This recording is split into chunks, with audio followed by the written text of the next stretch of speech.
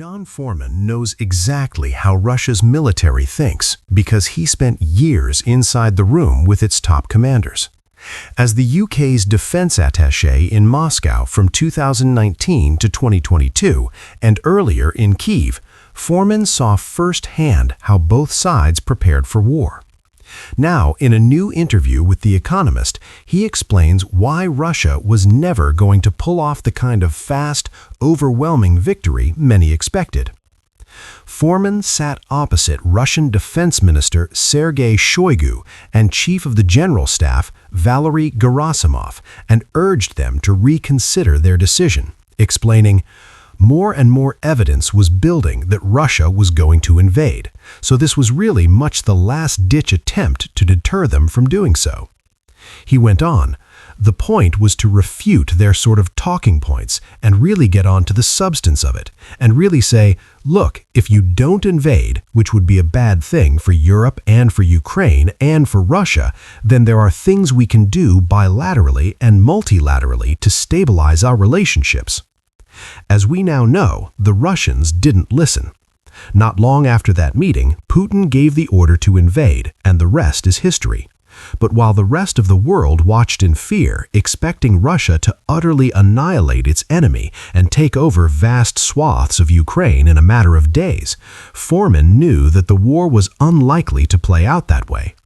He had insider knowledge of Russia's military preparation and described the situation as an omni-shambles, going on to detail several specific reasons why Russia failed.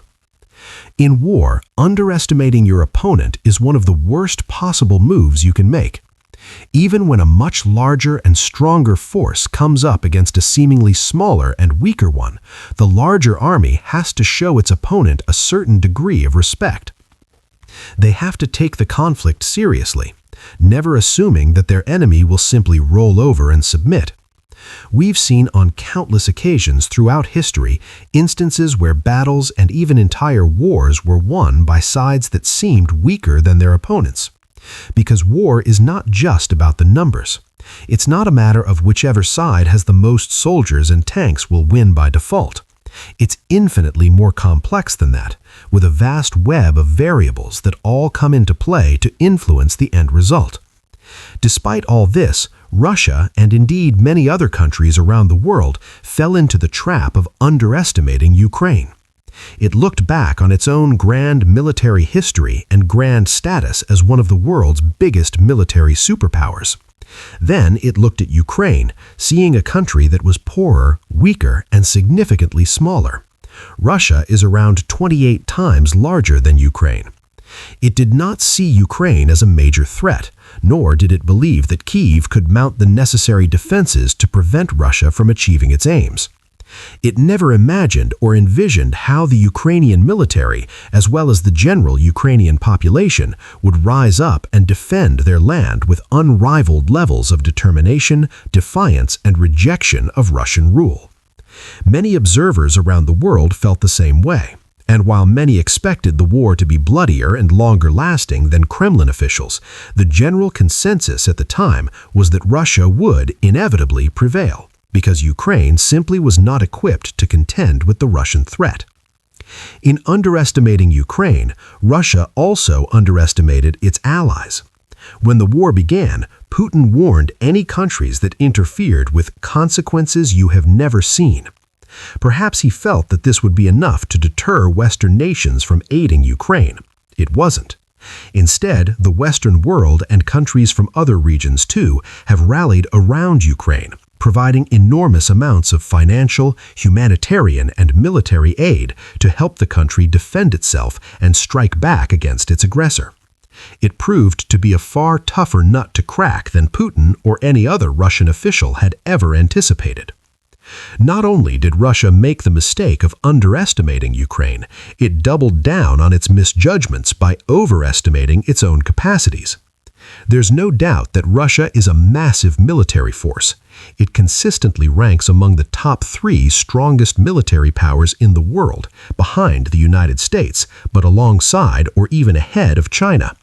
It has, throughout history, been feared for its enormous army of tanks and armored vehicles, its vast stocks of artillery systems, its seemingly endless supply of troops, and its strong naval and aerial forces as well. Russia also boasts the biggest arsenal of nuclear weapons, with close to 5,500 warheads in total, which is slightly more than the United States and far more than all the other nuclear powers put together. It's a nation that no country would want to wage war with, as it's capable of dealing enormous amounts of damage and causing catastrophic loss of life.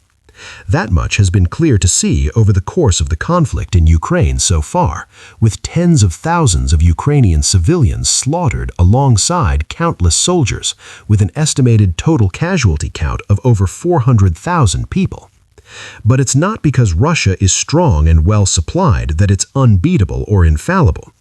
Even the United States, which is a far greater military power than Russia and leads the way in almost every conceivable military metric, is not an unstoppable, invulnerable force. No military is. They all have their weaknesses. They can all be caught out and hit hard by a well-organized and strategic opponent. But Russia didn't seem to feel that way. As Foreman notes, did they underestimate the Ukrainians? Yes. Did they overestimate themselves? Yes. Russia went into this war in many ways thinking it had already won, believing it had such huge advantages in manpower, equipment, and other areas that it simply could not and would not be beaten. Which leads us neatly onto Foreman's third reason.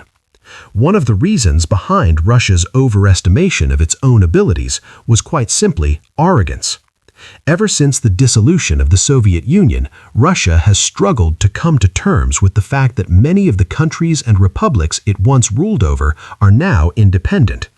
It continues to see itself as the de facto leader of the region, extending its tendrils of influence into various former Soviet republics from Belarus to Kazakhstan, Kyrgyzstan, and Tajikistan.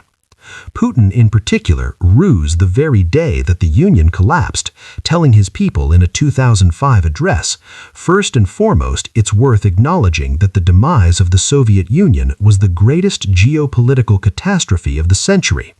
As for the Russian people, it became a genuine tragedy. Tens of millions of our fellow citizens and countrymen found themselves beyond the fringes of Russian territory." Numerous experts have since suggested that one of the Russian president's ultimate aims is to reconstruct the Soviet Union, at least on some level, and Ukraine in particular is quite clearly one of the most vital pieces of that puzzle. For years, Putin has pushed the narrative that Ukraine may have its own name and national anthem, but should still be considered part of Russia. As Foreman notes, he and numerous other high-ranking Russians have historically looked at Ukraine and its people as somehow weaker and lesser than their Russian counterparts. They are Malorossia, they're little Russians, quote-unquote. You know, we are the great Russian people. They are the small Russian people. You know, we are the heirs of Zhukov. They are just a bunch of quote-unquote country bumpkins who are corrupt and inefficient and can't run their own country. So not only did Russia enter the war with a strong sense of hubris and entitlement, but there were also strong sentiments of xenophobia and chauvinism behind many of the big decisions made by Putin and his generals. In many ways, as Foreman notes, the country was blinded by these feelings, with the lenses of bigotry and arrogance preventing it from approaching the war in a more rational, level-headed way. Russia's arrogance and complete misunderstanding of who Ukrainians were and what life was like in their country also led to expectations that were completely wide of the mark. Indeed, when the war began, reports soon emerged that Putin and other Kremlin officials thought it would all be over in a matter of days, with some Russian soldiers even ordered to pack parade uniforms so that they could march triumphantly through the streets of Kyiv. This was even pointed out by one of Russia's own military figures, Vladimir Churkin, former head of the Russian ground forces, in a recent interview. Churkin said, "Everyone, as you remember, started saying on February 24th that the war would end in 3 days. We'll finish them all off right away. I would give all Russia's intelligence services a poor rating. I would say that the state authorities essentially received false information that 70% of the Ukrainian population was on our side and 30% against. It turned out to be exactly the opposite. What did that lead to? We already know. Literally, within the first week, we learned a cruel lesson. Indeed, many Russian soldiers admitted that they had gone to Ukraine expecting to be heralded as heroes and liberators. They thought they'd have poor Ukrainian women and children throwing themselves at their feet, thanking them for saving their lives from some tyrannical oppressors that simply didn't exist. They expected to be greeted with flowers and cheers, but got bullets and bombs instead. And this all connects to the other reasons for Russia's collapse discussed earlier on. Because the country's forces went into the war with such unrealistic expectations, they naturally became more arrogant and confident of themselves and never could have predicted what was really waiting for them on the other side of the international border. A big reason why Russia had such ridiculous expectations regarding the war was down to its intelligence services, especially the Federal Security Service, FSB, the modern-day successor to the Soviet KGB. Despite having a reputation as one of the world's most powerful intelligence agencies, the FSB misjudged the situation in Ukraine on a massive scale. According to reports, some of its agents believed so strongly that Russia's invasion of Ukraine would go smoothly that they were already working on choosing safe houses and accommodations for the new pro-Russian government they planned to install. As Foreman explains, "We've already done all this work, and then the whole country is going to collapse. The leadership will flee, will surround the army of Donbass, force them to surrender, bring on a puppet leader, sort of a Lukashenko-type figure, eradicate the Ukrainian intellectuals and those people that would get in the way, and then move on." In short, Russian intelligence officials were thinking 10 steps ahead, assuming that their plan was perfect, that everything was in place for a flawless operation, and that it was all merely a matter of time until Little Russia rejoined its big brother. And even though some FSB agents must have had certain doubts or concerns about the operation, Foreman notes that there was also an issue with negative intelligence not being passed up the chain of command. There were problems in the intelligence preparation, especially the intelligence services passing information up that Putin wanted to hear. In other words, the FSB didn't want to tell Putin that there was a chance this could all go wrong. They didn't want to suggest that perhaps Ukrainians wouldn't all be dancing and cheering in the streets when their so-called liberators arrived. Instead, they told the man at the top of the chain exactly what he wanted to hear, which is most likely one of the core reasons why Putin then went ahead and authorized the invasion. He likely would have done so anyway, no matter what intelligence he received, but might have shown more restraint or taken more time to plan and prepare his special military operation if he'd been given all the necessary facts. Even with all of the aforementioned issues, Russia might still have been able to enjoy a swift and comprehensive victory in Ukraine if it had entered the country with a smart tactical plan and executed it well. But that didn't happen either. A full-scale invasion of this magnitude demands peerless preparation and flawless execution. Even the slightest mistake or oversight can cause problems, and Russia made more than a few mistakes when preparing its forces and launching the initial attack, as Foreman explains. I thought also in the execution, the fact that they had 4 parallel thrusts into Ukraine at the same time, no overall commander, no logistics, no rehearsals, as I said. So when my colleagues were driving around the border in the winter of 2022, they, Russian soldiers, were just sitting there, getting drunk, getting COVID, and doing nothing. Foreman went on to add that all of a sudden those same Russian troops, many of whom were ill and almost all of whom were underprepared for what lay ahead, were told to invade. And in the days that followed, their lack of organization was on display for all to see. As noted in an official 2022 report from the European Council on Foreign Relations, the Russians abandoned many vehicles and other equipment due to a lack of supplies in the early days of the invasion, with expensive tanks and armored vehicles effectively handed over to Ukraine due to Russia's mismanagement of resources. Many units were also unable to reach their destinations due to a lack of fuel or other supplies, and Ukrainian forces also played their part in disrupting Russian logistics wherever and however they could. In theory, by concentrating so many of its troops in eastern Ukraine, Russia reduced the length of the front lines and shortened its supply lines between Russia and occupied regions like Luhansk and Donetsk. But this also gave Ukraine a smaller target to aim at, making it even easier for Kyiv's forces to identify and eliminate those all-important supply lines, as well as ammunition depots and other important pieces of infrastructure. Summing up his assessment of Russia's readiness in February 2022, Foreman pointed to numerous examples of the country's overall incompetence.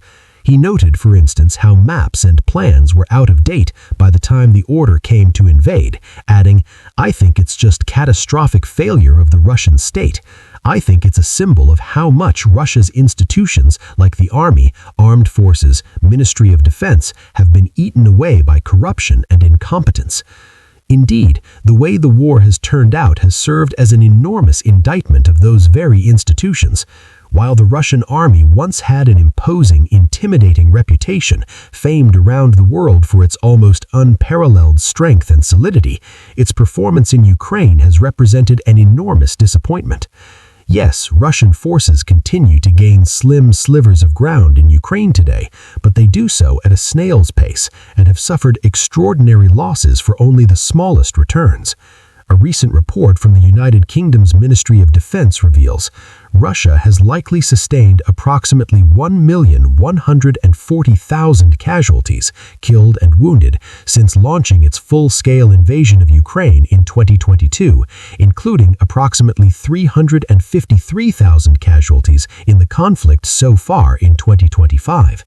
Experts and open-source intelligence analysts have also confirmed colossal losses of Russian military equipment, with literally tens of thousands of tanks, armored vehicles, radars, air defense systems, artillery, and other assets wiped off the map by Ukrainian missiles, drones, and other weapons.